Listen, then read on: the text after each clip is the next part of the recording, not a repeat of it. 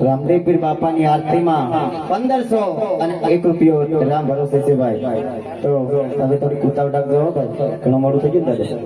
હા ભાઈ. અને 100 રૂપિયા આપ્યા છે ભોળાદ ભાલનું રાજાજી તેજાજ એવી ભાઈ ફરમાશ આપી છે.